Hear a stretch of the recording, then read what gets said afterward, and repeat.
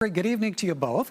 And let's begin with a story dominating headlines this week, and that's debate over censorship, all part of blowback to a ministerial order for school divisions to remove books containing sexually explicit content, a directive that resulted in Edmonton Public generating a list of more than 200 titles, prompting a pause of the policy and considerable criticism. It's kind of stupid, to be fair, because yes, it does contain sexually explicit stuff, but it's stuff that is around us every single day. Now, it started with 4 novels brought to the minister's attention in May.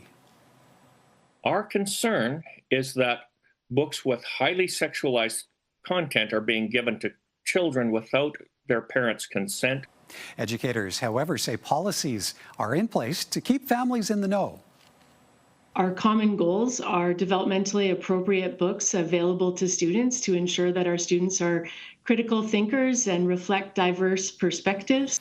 It's a dialogue sparking ridicule from the literary world and accusations of discrimination due to themes contained in some of the targeted books. If they're banning books, we can obviously just look on the internet and find these banned books anyway. And while debate rages on, Audrey's Books in Edmonton among retailers reporting a spike in sales since July when the government announced the ban on books with explicit sexual content. Alex, the actions of the government this week, putting the removal of books on pause with a pledge to as well to rewrite their policy. How do you feel that should be interpreted?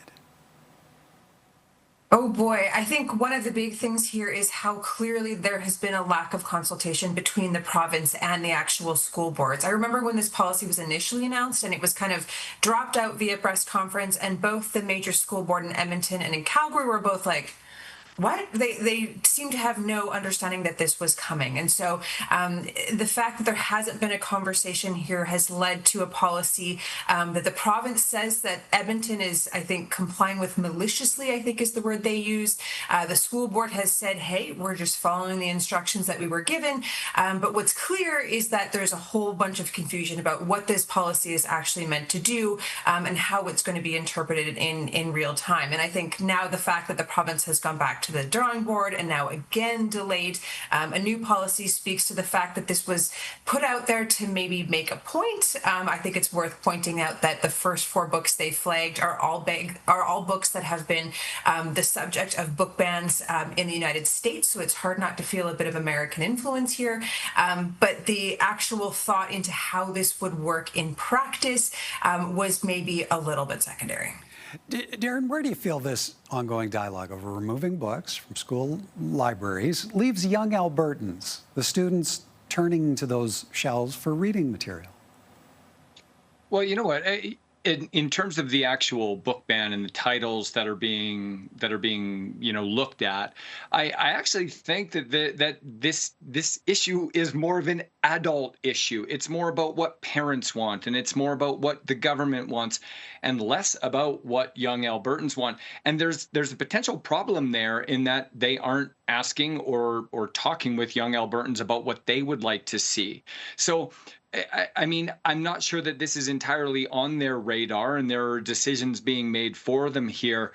But I think ultimately, young Albertans are going to go wherever they want to find these reading materials if they're so inclined. As one of the people in the setup said, we're just going to go online to find them. And I mean, hopefully it will lead them possibly to, online sources if they're interested in the material, or perhaps even local libraries.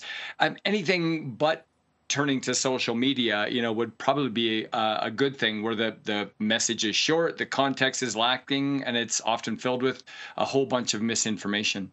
Alex, we mentioned Audrey's books a moment ago. How do you feel the surge in interest and sales of some of the books in question plays against the government's efforts to crack down on school libraries? Is there a lesson here for policymakers?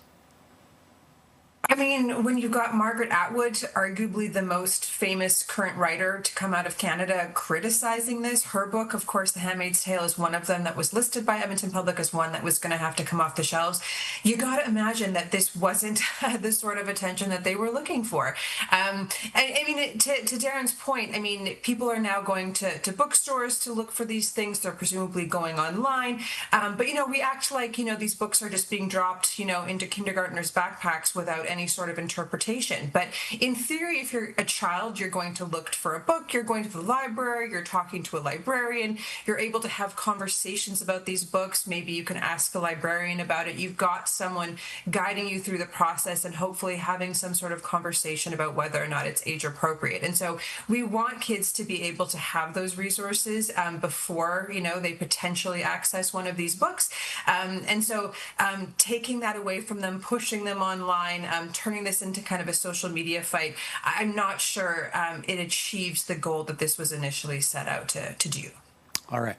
Next up, we heard from Calgary City Councillor Sonia Sharp off the top this evening on her bid for the mayor's chair in the October municipal election. Darren, City Council, something you cover closely. Where do you see Sonia Sharp having maybe an edge over some of the other candidates? What does she bring to this mayoral race? Well, this is going to sound really City Hall nerdish, but Councillor Sharp actually spent several years as a part of city administration. So that's something that a lot of other council candidates or mayoral candidates just don't have, is that insight into how city administration actually works. I mean, she has the experience now as a councillor that she's able to put together with that. I mean, she's seen the inside of administration and maybe knows some of the threads that can be tugged and where maybe some of the inefficiencies might be. Alex, how do you see the mayoral race shaping up in Calgary? What are you watching for? I think it's interesting that, yes, Councillor Sharp does have experience as an administrator and, of course, now as a councillor. But one of the things that I'm watching is that we're seeing a lot of returning faces. We're seeing councillors step up. We're seeing previous councillors probably step up. The current mayor obviously is running again. But what it means to be an incumbent in politics has really changed since the pandemic. It used to be in Calgary and other cities that if you'd already won a seat, it was kind of a step up if you ran again. It paved the way for a slightly easier re-election campaign. But since the pandemic, we've seen a lot of frustration and a lot of anger directed at sitting administrations. And so I'm really interested in how that's going to play out here. Are people willing to give some of these folks a second kick at the can? Or is this going to be another election where they're looking to clean house, get rid of them, replace them with new faces?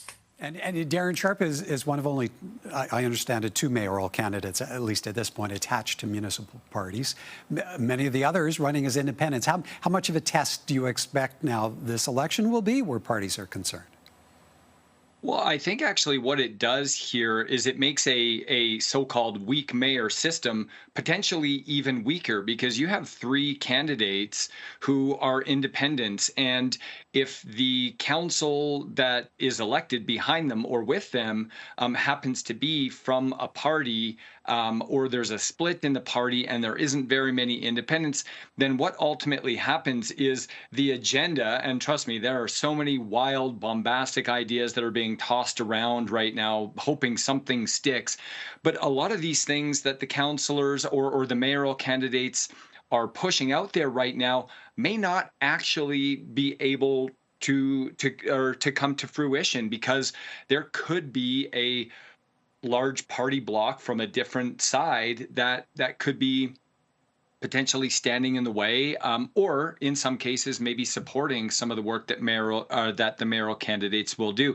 So I think that's the really interesting dynamic that you'll see played out here in Calgary and in Edmonton when it comes to the current mayoral candidates and the party system and how the council shapes up moving forward.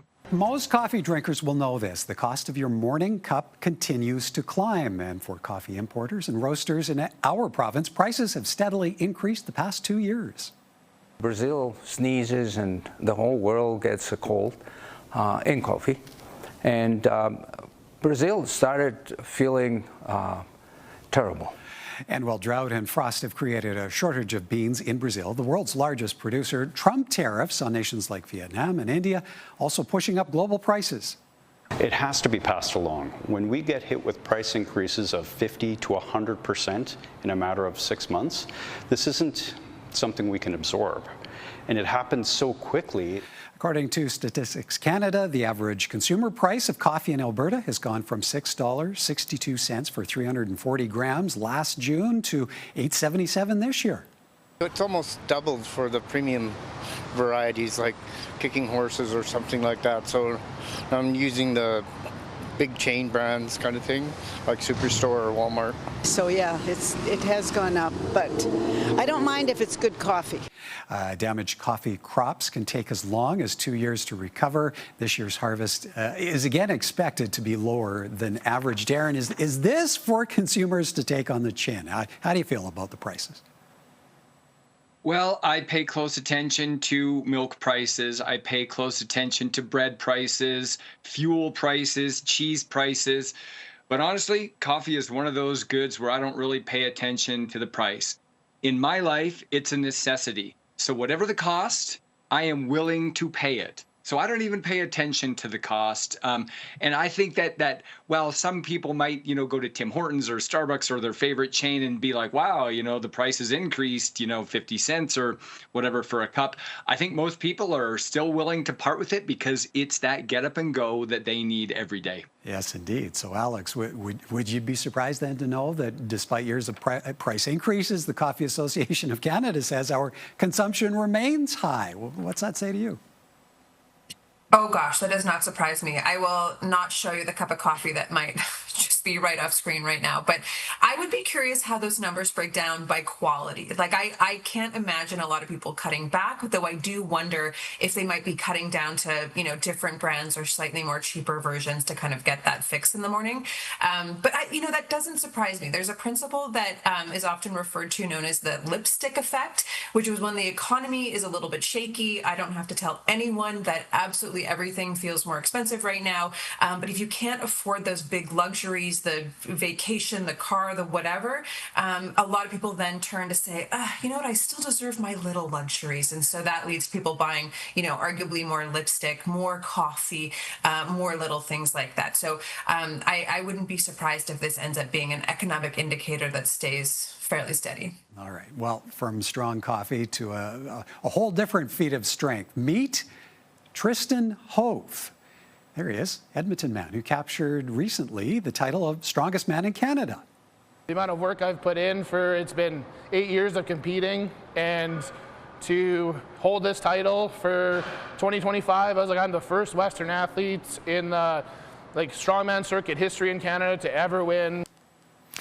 Through 6 events at the national show in August, Hove had to pull a 35,000-pound dump truck loaded with concrete blocks, and he was 12 points ahead going into the last challenge, crushing the stone run. I was like, I had so many emotions going through my body and myself at that point. It was unbelievably, I was just so happy for it. And when Hove isn't in the gym, he's a police officer in Southeast Edmonton. Training's helped because I'm a large individual now and I command presence when I come into a room, and it's very obvious at a lot of places that, as soon as I walk in, people pay attention. Yeah, there's been quite a few requests for me to be on different squads.